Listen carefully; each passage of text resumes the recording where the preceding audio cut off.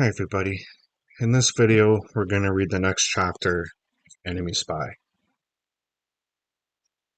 Chapter 2, Ambushed.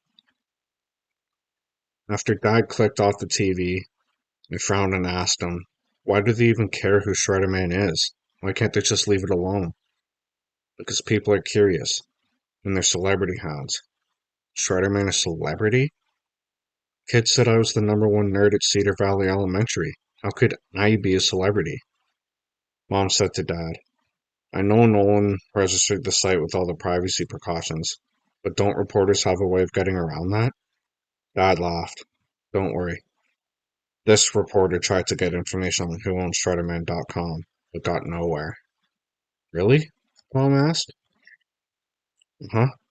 I figured that since Mr. Zilch assigned me to find out who Shredderman is for the Gazette, I should at least try it. But what I found out was that unless something illegal is going on, or our national security is at risk, they won't tell me who owns the site. Did you try bribing them? Mom asked. Try bribing them? Like a reporter who really wanted to find out might do? Oh, Dad said, sounded like Mom had squished the air out of him. The phone rang. Dad hurried to get it while Mom called out.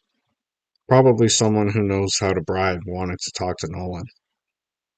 Dad's head popped back into the room. Then they'd be calling to talk to you. He used your credit card, remember?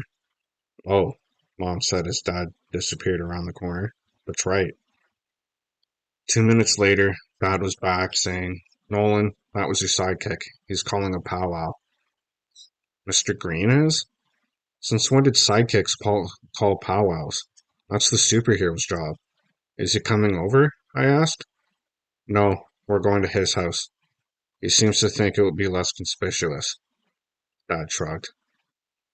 He does drive that wild van, and we do live right across the street from the school.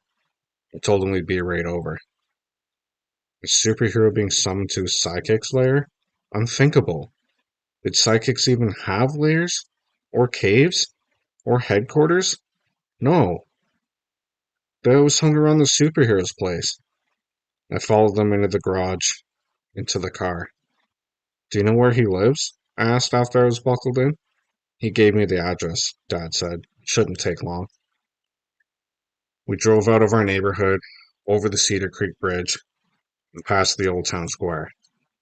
Then we took a turn off the main road, and another turn onto a gravel road, and another onto a dirt road. It was dark. Mom was holding onto the dash. I was bouncing around like crazy. Maybe my psychic really did live in a cave. Finally, Mom couldn't stand it any longer.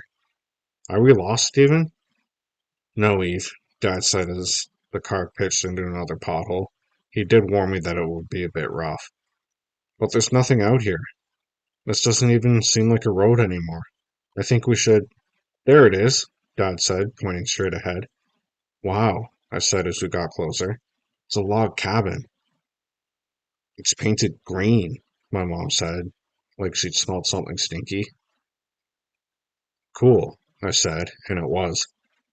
The whole place was made out of logs. The walls, the roof, the doors, logs everywhere.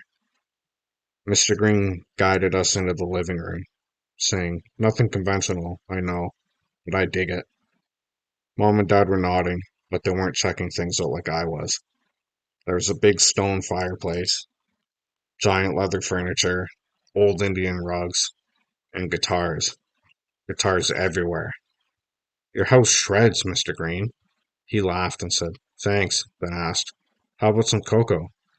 I've got it all ready, just needs to be poured. Great, I said. Got any marshmallows? I'll put you in charge of marshmallows, he said, then winked at my mom and dad as he led me to the kitchen. So I put one marshmallow in everyone's mug. Everyone's except mine. I got 3. Yum me. When Mr. Green poured the hot chocolate into the mugs, he said, so Nolan, how do you like being in the middle of a media frenzy? Huh? You mean how Chatty Adams is trying to find out who Shredderman is? He frowned. It's not just Chatty Adams, you know. Um, well, I wish they'd just leave me alone. Dad says they can't figure out it's me unless they do something illegal, which, believe me, I won't. He nodded and handed me a mug to carry. Didn't say anything until we were back in the room with Mom and Dad. Then, after everyone had their hot chocolate, he said, I did not like that Chatty Adams. Me neither, I said. She was meddling? Intrusive? My dad asked. Invasive? Yeah, I said. It was just like an invasion. Why in the world did the principal allow them on the school grounds? My mom asked. Mr. Green said, because Ivanovos would love to find out who Shredderman is. Because of how Shredderman trapped her son? Mom asked. Mr. Green nodded. She's still ticked off about that. I wanted to say something about Dr. Voss's son getting what he deserved, but I didn't. Had the world's softest, tastiest hot chocolate marshmallow dissolving in my mouth. Good. Then Mr. Green said, What are your plans for the website, Nolan? I asked through my marshmallow. Oh, well, number one, to not do anything illegal. Mr. Green nodded, but he didn't smile. And that's when I realized that something was wrong. Mom noticed too. She said to him, Elmo? That's right. My psychic's name is Elmo. Anyway, Mr. Green took a deep breath and said, Back when Nolan was flying solo on his website, I thought he could really use someone to confide in. But now that the two of you are on board, I waited. He didn't really have to finish his sentence. It's funny how missing words can be so much louder than real words. Finally, it choked out. You're saying you don't want to be the bouncer anymore? It's not that I don't want to be. It's just that it's not necessary anymore. But Mr. Green, suddenly I didn't want cocoa or marshmallows. What was he doing? Sidekicks don't quit. Sidekicks can't quit. I understand, Elmo, my dad was saying. You're in a touchy position at the school, especially since Dr. Voss is no fan of Shredderman. Mr. Green nodded. I wouldn't do this if Nolan didn't have the two of you. But he does, and really, it's just a matter of time. Before what? I demanded. The three of them looked at me. Finally, Mr. Green said, Before they unmask you, Nolan. No way, I cried. They're not going to do it. I won't let them. One by one, the three of them looked down. Mom? I asked. Dad? Finally, my dad said, I do think it might be a good idea to cool it for a while, champ.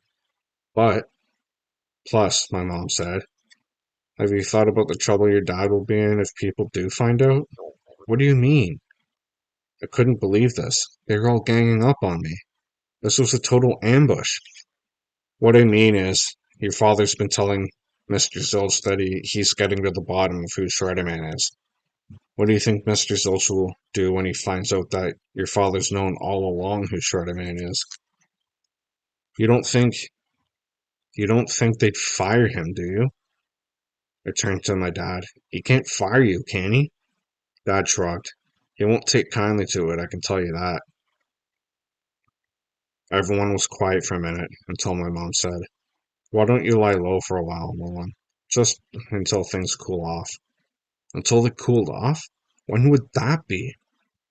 My lips felt all sticky, my throat felt choked, and in my stomach, the world's fluffiest marshmallow felt like a rock. I knew what they were really saying. It was time for Shredderman to stop.